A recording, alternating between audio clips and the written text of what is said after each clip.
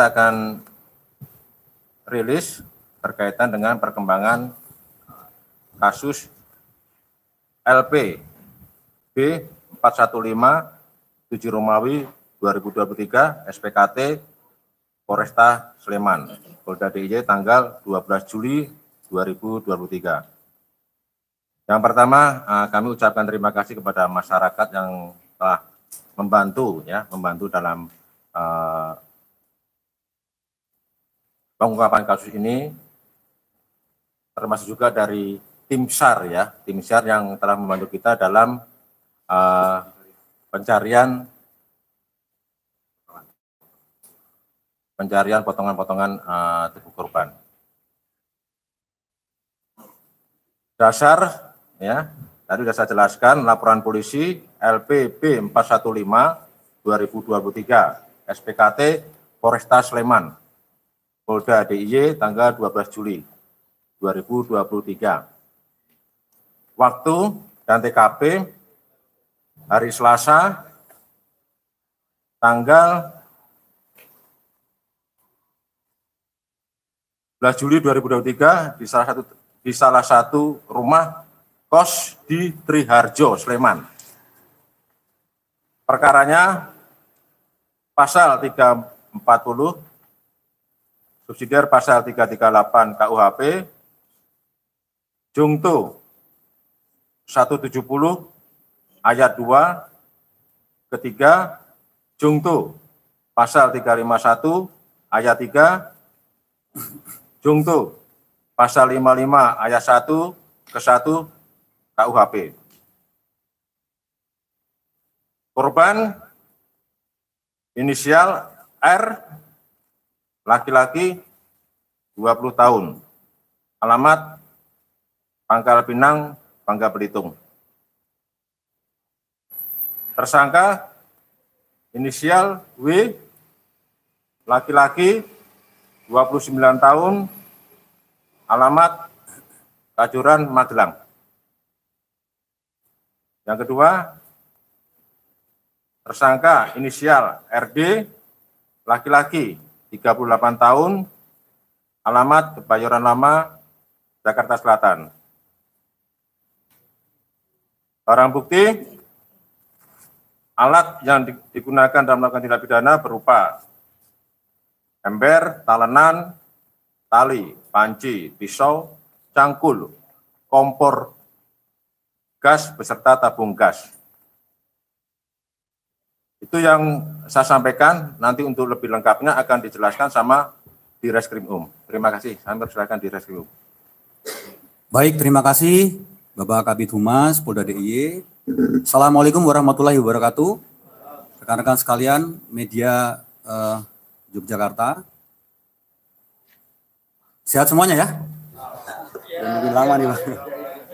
Baik, sesuai janji kami di rilis pertama pada hari Minggu, bahwa pada hari ini kami akan menyampaikan informasi terkait dengan penyelidikan dan penyidikan kasus dugaan pembunuhan yang sudah disampaikan Pak Kabid Humas sebelumnya.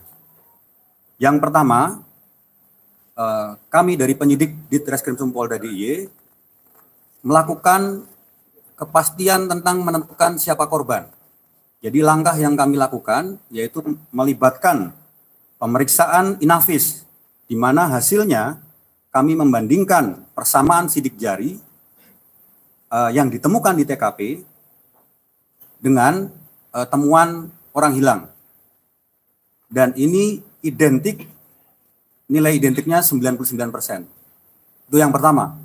Kemudian yang kedua, kami melakukan pengenalan secara visual kepada keluarga terhadap barang-barang yang kami temukan di TKP.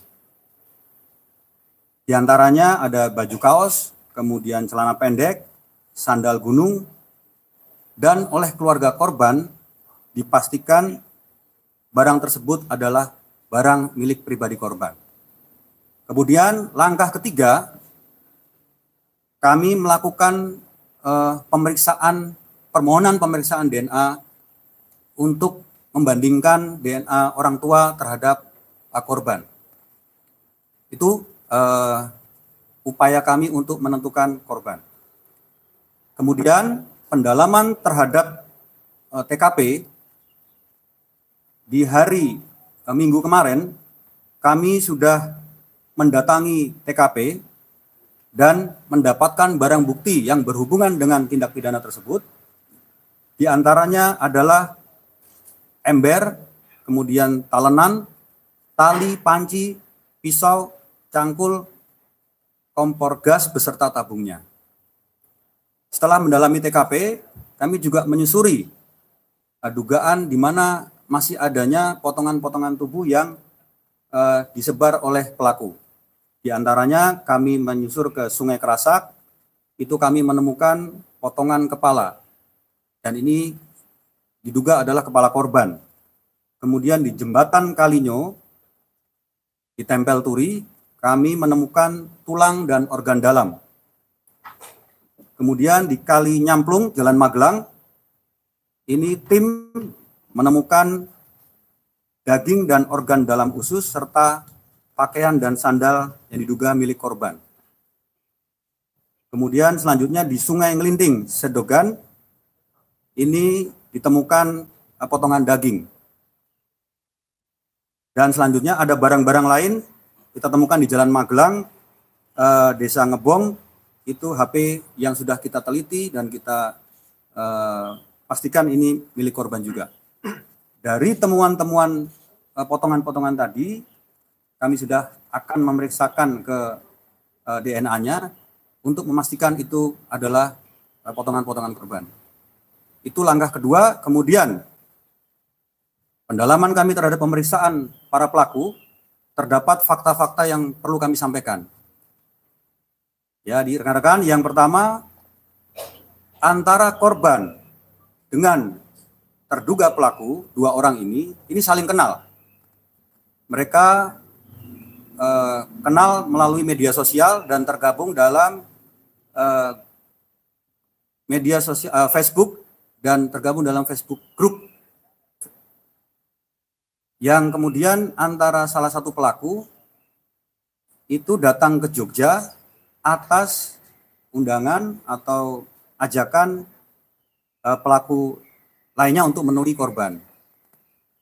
Jadi setelah pelaku tersebut sampai di Jogja, pelaku satu yang dari luar Jogja tadi sampai di Jogja dijemput oleh salah satu pelaku yang ada di Jogja dan mereka berkumpul di lokasi TKP yang sudah kita datangi sebelumnya.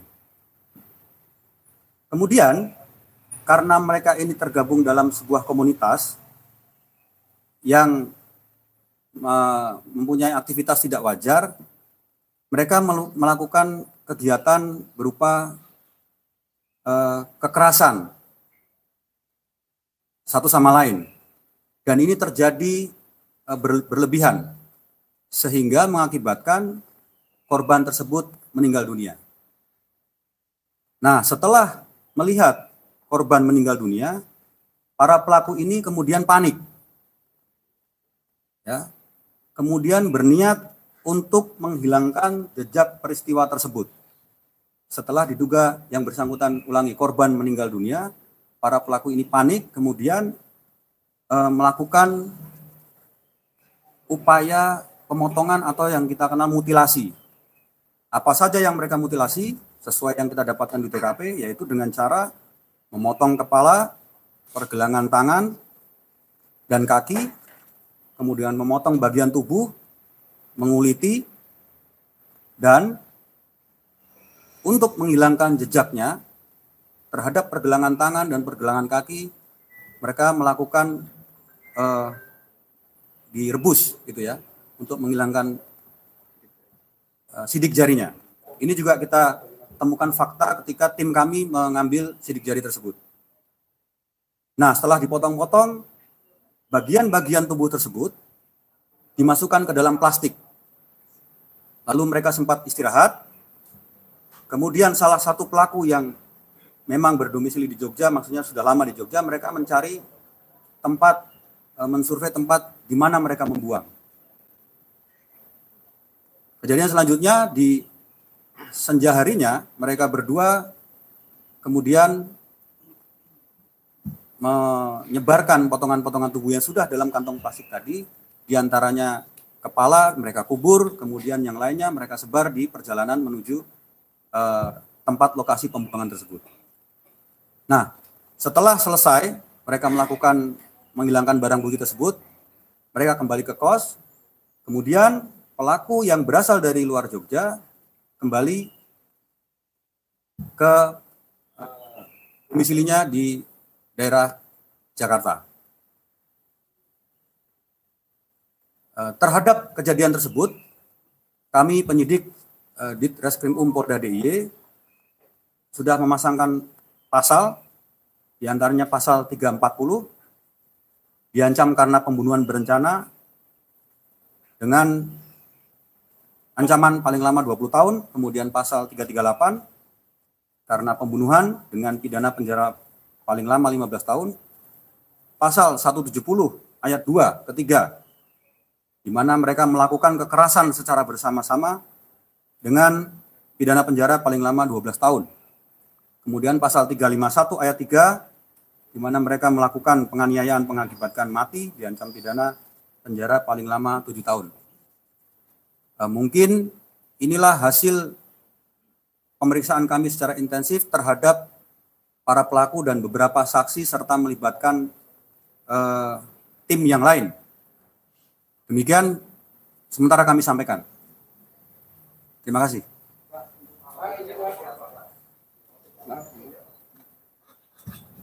Ya, saya buka untuk ini 3 pertanyaan, silakan.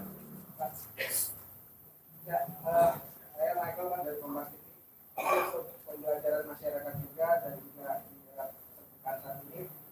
Kan tadi disebutkan bahwa mereka melakukan sesuatu yang tidak wajar. Kemudian tergabung dalam satu grup yang juga kemungkinan tidak wajar. Apakah tidak ada baiknya itu dibuka saja supaya tidak ada lagi korban-korban selanjutnya? Yang pertama. Kedua, mereka kan dikenakan pasal pembunuhan berencana. Padahal tadi di situ disebutkan mereka melakukan kegiatan berlebihan kemudian meninggal dunia.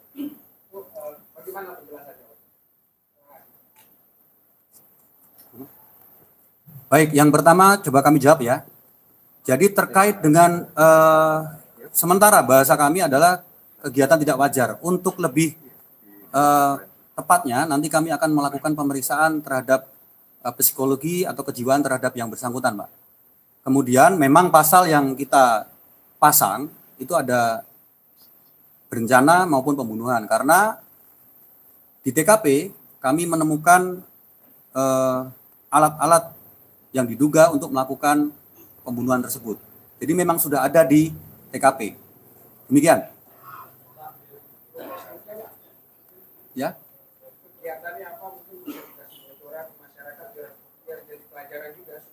Ya, sementara itu ya, Mas. Sementara.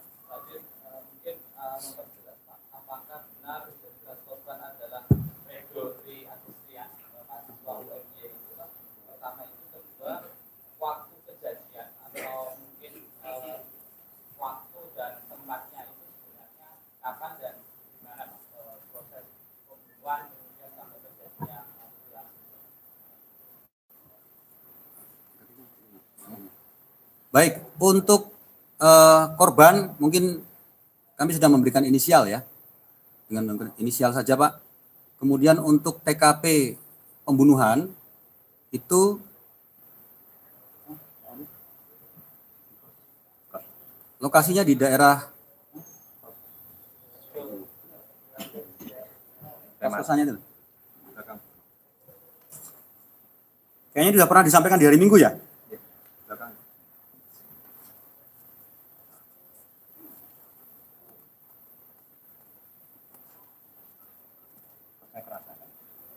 Atau Pak Wadi coba disampaikan TKP-nya.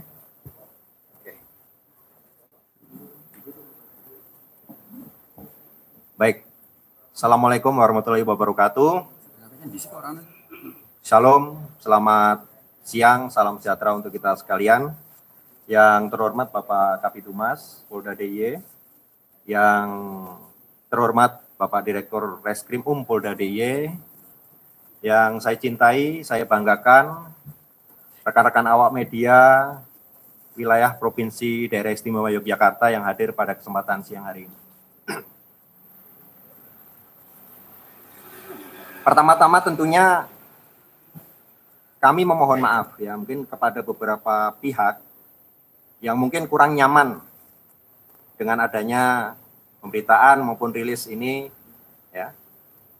Tetapi tentunya ini juga atas permintaan rekan-rekan awak media sekalian ya, agar menyampaikan fakta-fakta hukum yang terjadi sebagai bahan informasi.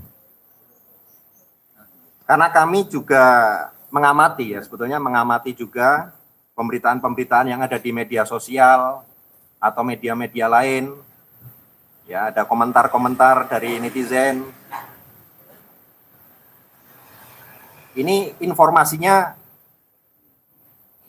menjadi bias, bahkan menjadi liar. Ini sehingga menjadikan spekulasi-spekulasi yang beredar di tengah masyarakat tidak akurat. Perlu rekan-rekan ketahui, ya, tentunya kami bekerja berdasarkan fakta-fakta hukum yang terjadi dan juga melakukan scientific investigation atau penyelidikan, ya, dengan mengedepankan ilmu pengetahuan. Jadi guna mengungkap peristiwa yang terjadi ini, kami juga menggandeng keilmuan yang lain untuk ikut mendalami peristiwa yang terjadi sebelumnya. Ya, dan saat ini kami sedang mendalami itu, mendalami terkait dengan scientific investigation, terkait dengan keilmuan lainnya itu untuk mendukung data-data kami. Ya, diantaranya kami juga meminta sampel DNA dari orang tua korban, ya, untuk memastikan bahwa korban itu memang benar adanya seperti yang menjadi dugaan. Kemudian kami juga melakukan digital forensik yang ada di dalam handphone para pelaku, maupun di dalam handphone pelaku itu kan ada grup-grup WA, grup-grup Facebook maupun media sosial lainnya, itu sedang kita dalami. Dan juga kita melakukan psikologi forensik ataupun psikologi klinis terhadap para pelaku. Ini tentunya memakan waktu yang cukup lama. Ya, jadi saya berharap juga kepada rekan-rekan awak media ini bersabar, karena kami juga tidak ingin menyampaikan informasi yang nanti berubah-ubah, karena kami saat ini sedang melaksanakan scientific investigation. Ya, ilmu-ilmu pengetahuan yang ada tadi itu nanti kita akan padu-padankan, kita akan gabungkan menjadi satu sehingga menjadi informasi yang akurat berdasarkan fakta-fakta hukum yang ada maupun berdasarkan keilmuan tadi itu. Saat ini kami juga sudah membentuk tim Satgas Cyber untuk monitoring terkait hasil daripada digital forensik yang sementara saat ini kita lakukan, supaya apa isi daripada pembicaraan di grup-grup tersebut. Ini memang membutuhkan waktu. Ya, jadi kami juga mengharapkan pada rekan-rekan awak media bisa bersabar terkait dengan hasil yang konkret, hasil yang detail, supaya informasi ini juga tidak berubah-ubah. Kami sangat paham, ya, rekan-rekan mungkin dikejar-kejar deadline harus terungkap terkait dengan motif dan lain sebagainya, tetapi kami juga harus kembali ke hal yang tadi saya sampaikan. Ya, kami padu-padankan antara fakta-fakta hukum yang ada dalam peristiwa tersebut dengan scientific investigation. Ya, berdasarkan keilmuan-keilmuan yang ada, yang saat ini juga bisa menjadi rujukan di dalam pengungkapan suatu tindak pidana. Ya, saya kira apa-apa yang sudah kami sampaikan tadi tentunya hasil daripada yang saat ini sudah kita dapatkan. Kalau memang belum kita sampaikan, tentunya ini masih dalam proses, nanti pasti akan kita sampaikan secara detailnya. Tapi yang tadi saya sampaikan, kami membutuhkan waktu karena ada scientific investigation tadi itu dari beberapa keilmuan ya terkait dengan psikologi forensik, terkait dengan psikologi klinis maupun tes DNA yang harus dicek supaya nanti hasilnya memang akurat dan itu memang apa adanya sesuai dengan kejadian yang terjadi. Ya, saya kira tadi sudah banyak disampaikan oleh Bapak Direktur, bahkan kemarin juga sudah rekan-rekan tahu, tapi memang proses waktu ini kita butuhkan supaya akurat data yang bisa kita sampaikan pada rekan-rekan sekalian. Ya, itu mungkin beberapa pemahaman yang perlu kami sampaikan pada rekan-rekan sekalian. Jadi untuk motif itu tadi saya sampaikan. Jadi fakta-fakta hukumnya sudah kita dapatkan seperti yang tadi disampaikan oleh Bapak Direktur.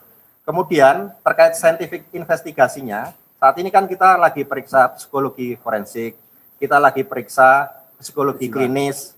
Nah itu nanti dari hasil psikologi itu kita akan cocokkan, kemudian kita setelah mendapatkan data akurat, pasti kita akan sampaikan. Ya, karena kita tidak mau berspekulasi nih, nanti berubah-ubah lagi. Ya, saya kira itu. Saya menjawab lagi yang tentang TKP tadi ya. Tadi sudah saya sampaikan bahwa TKP-nya itu ada di Kos Kerapiak. Ya, di RT 04 RW 019 Desa Kerapiak, Kelurahan Triharjo, Kecamatan Sleman, Kabupaten Sleman. Itu juga sudah pernah kami sampaikan.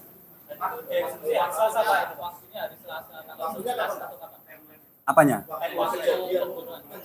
Ya, hasil pemeriksaan sementara di hari Selasa ya. Kenapa? Selasa malam. Ya, temukannya Rabu. Ya. Ya, saya nih. Mana lagi saya? Kenapa? Belum, kami belum sampai ke sana, baru berdasarkan pemeriksaan saksi ya. Pak, jika mengacu pada Pak omongan tadi bahwa 99% itu laki-laki usia 20 tahun dari Pangkal Pinang, apakah sesuai dengan laporan yang di Polsek Kasihan terkait dengan mahasiswa UMI yang hilang itu? Ya.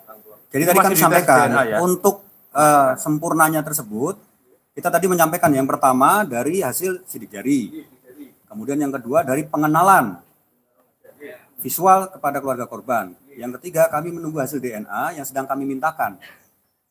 Nah, sementara untuk identik sidik jari tadi identik, tapi kan ada item-item lain yang perlu kita kumpulkan. Ya, lagi. Oke? Kenapa? Benda tajam. Benda tajam. Ada pisau yang kemarin kita sudah rilis ya. Ya. Satu lagi. Ya, kita makanya rekan-rekan kemarin sudah disampaikan Pak Wadir ketika rilis pertama, apabila masih ada dari masyarakat juga menemukan potongan-potongan tubuh, tolong disampaikan, diinformasikan kepada petugas kami. Ya, ini sedang kami susun potongan-potongan tubuh tersebut. Artinya belum utuh ya, Pak? Ya, dugaannya sementara itu. Pak, untuk membuang itu pakai motor atau pakai mobil? Hasil keterangan para pelaku Pak menggunakan motor. Ya. Ya. Kalau dari potongan tubuh yang ditemukan sudah berapa kita, Pak? Menunggu tes DNA. Masih menunggu dari tes DNA dulu ya, Mas? Ya, jadi kita belum. RD itu yang diundang oleh korban ke Jogja. Ya. Jadi rekan-rekan, kami di sini intinya adalah mencoba melakukan penyelidikan dan penyidikan terkait dengan perbuatan para pelaku. Jadi kita masih fokus di sana karena kepentingannya untuk pemberkasan. Nanti sambil berjalan, apabila ada informasi-informasi yang berkembang melalui Bapak Kabid Humas, silahkan rekan-rekan berhubungan, kita bisa sampaikan selanjutnya. Ya, mohon dukungannya ya rekan-rekan karena kasusnya memang agak rumit, kemudian perlu energi, kemudian perlu waktu untuk kita melakukan pengungkapan terhadap perkara ini sehingga terang benderang. Mohon dukungannya rekan-rekan. Ya, sambil jalan ya. Ya, kita Secepatnya. upayakan secepatnya. Makanya kan tergantung situasi nanti di lapangan. Kakaknya kandung enggak? Kakak kandung sudah. Baik, dari pihak jelas Pak. Undangannya itu apa, dalam acara apa? Ya mereka kenal di grup. Kan biasa kalau berteman dalam sebuah komunitas mengundang rekannya kan biasa, ya? Ya, teman pertama. Pak, berapa lama ya Pak? Pak, berapa lama dieksekusi korban Pak? Kenapa? Ya malam, kemudian pagi tadi kan sudah saya sampaikan ya. Setelah beraktivitas berlebihan tadi, kemudian meninggal, kemudian dimutilasi. Ya.